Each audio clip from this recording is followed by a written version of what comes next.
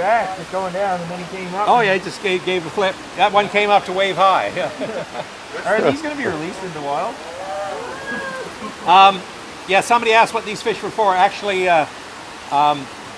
Dr. Matt Litvak, he's a professor at he was a professor at UNB St. John. He's now with Mount Allison University, and he has a research project, an $800,000 research grant to look at growing sturgeon for the aquaculture market. They're extremely easy fish to grow. They're very, very tough. They can live out of water for 4 hours. It's just incredible. Yeah. And, really? There's that big light color one coming around. They're very, very tough fish. They're very easy to rear. And the eggs right now from Caspian Sea. Anybody know where the Caspian Sea is? Who knows where the Caspian Sea is? I heard of it, but I don't know where it is. Okay, Caspian Sea is surrounded by Russia, Iran, Turkmenistan. There's about 3 or 4 stand countries around. The sturgeon in the Caspian Sea are what produce the famous Russian, the Tsars, the caviar. Yeah. It's worth $1,000 a pound right now. Caviar from Caspian Sea, wow. Sturgeon, is $1,000 a pound. If you get one of these huge sturgeon from the Caspian Sea, it may have 100 pounds, so you got $100,000 of sturgeon in one fish. So what does that mean to the sturgeon that's carrying $100,000?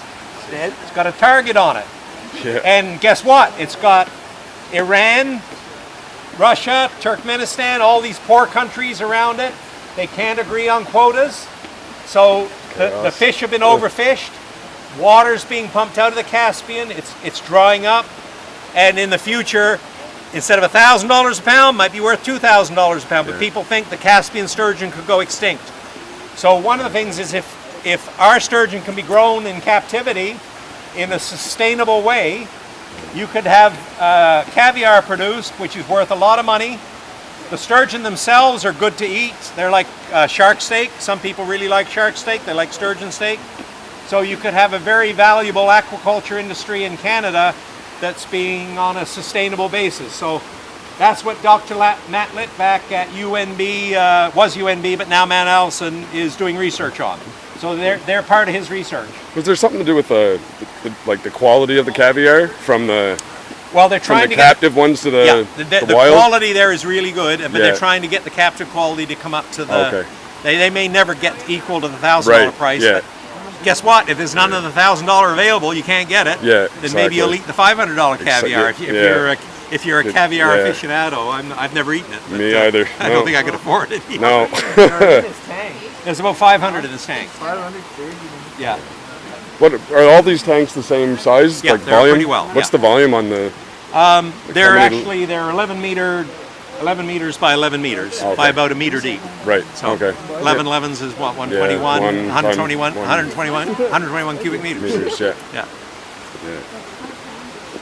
Is there a reason for the white and dark color? So that'd be about 121. It's just like pigment variation on the skin, just like you have, like somebody saw that blue salmon over in, there's salmon over there, it's almost turquoise. Yeah. So in fish, you get blondes, brunettes, and redheads. You get color variation in the skin, So these are Atlantic sturgeon? There's mostly short nose. There are some Atlantic in there too, All right, we'll head up the wing, and I've got one pond of salmon that should really tear the water up that are usually feeding very well, and then we'll go and look at the eggs that were spawned last 2 days.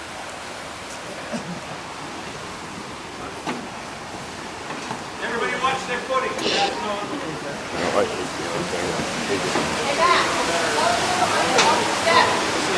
Yeah, told her. Said to watch her step in here.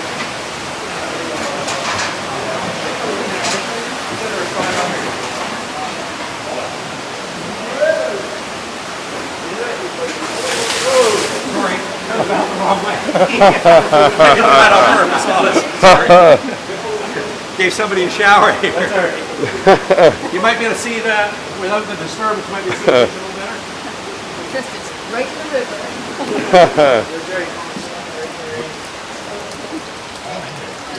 You don't have the glare off the water inside here. You don't have the glare on the That water. one. Nice. Oh, that works wicked when you take a picture. Lights mine right up. That's for the Wish we had done this before we did our fishing today. There's one coming up right now. On the St. John, we run this, we still have 1,500 fish.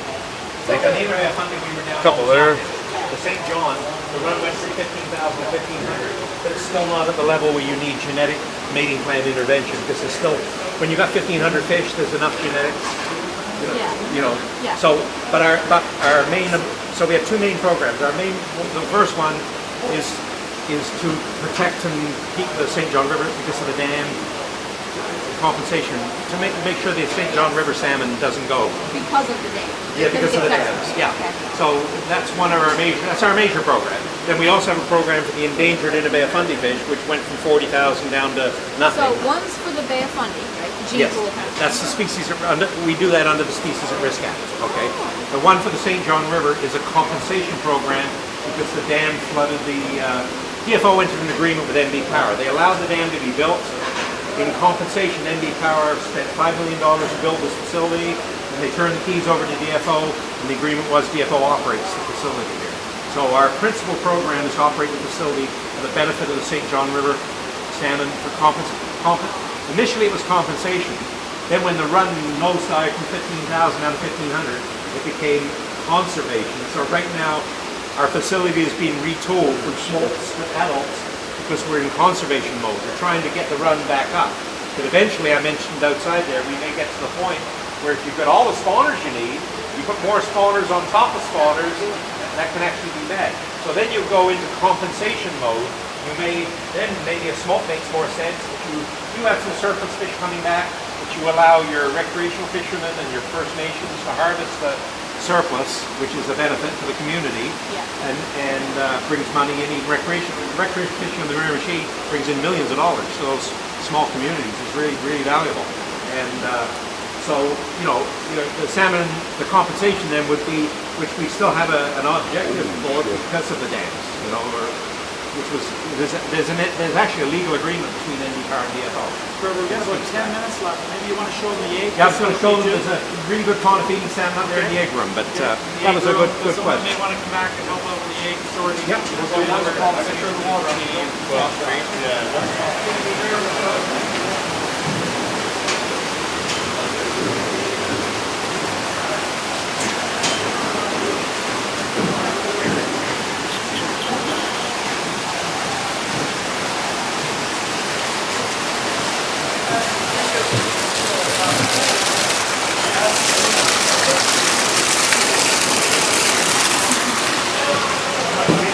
Some of those are huge. Holy crap.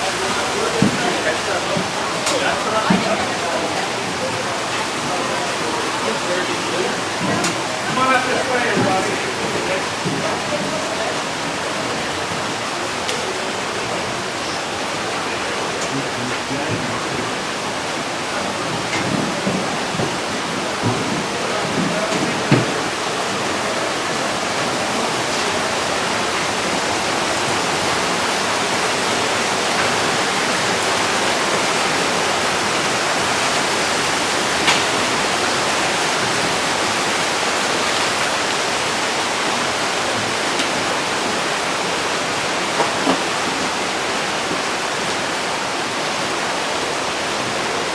Yeah, if you can find a position around here, look out with the pond. And then what I'll do is I'll turn it on, then you guys move on.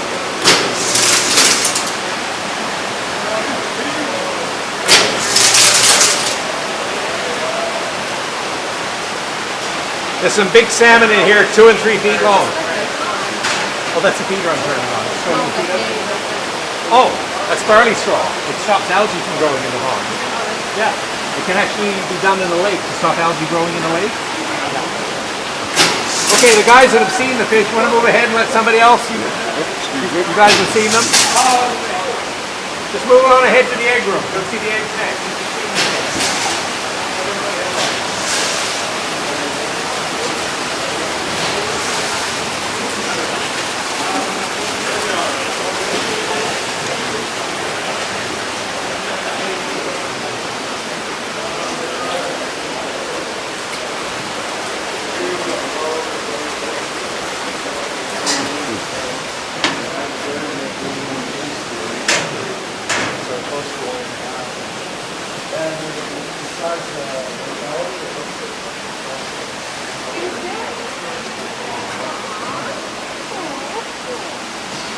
going.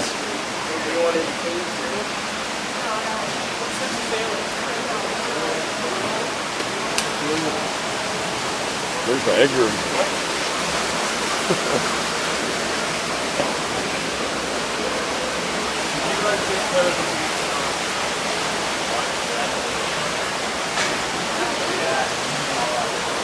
So they're doing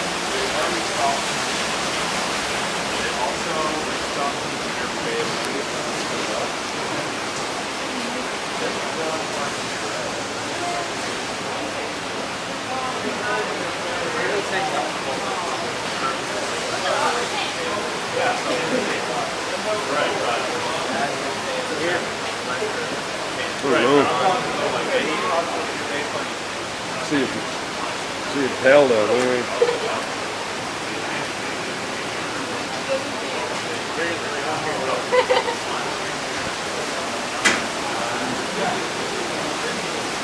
Everybody can come in and have a look at the eggs in the egg room. Those are dead eggs. If they have white in them, they're dead. Every one of those trays has about 3,000 eggs on it. So a typical salmon would produce enough eggs for these 2 trays. Some of the bigger ones, 3 trays. No, they're not eyed until they've only just been spawned.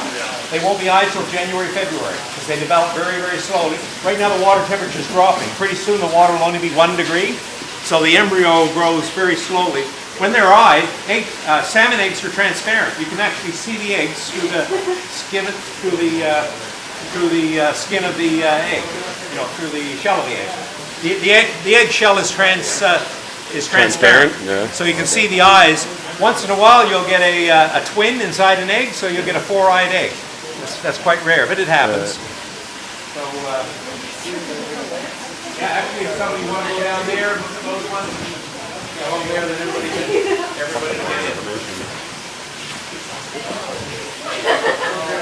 If you see a white egg, it's dead. It means it wasn't fertilized or it was defective.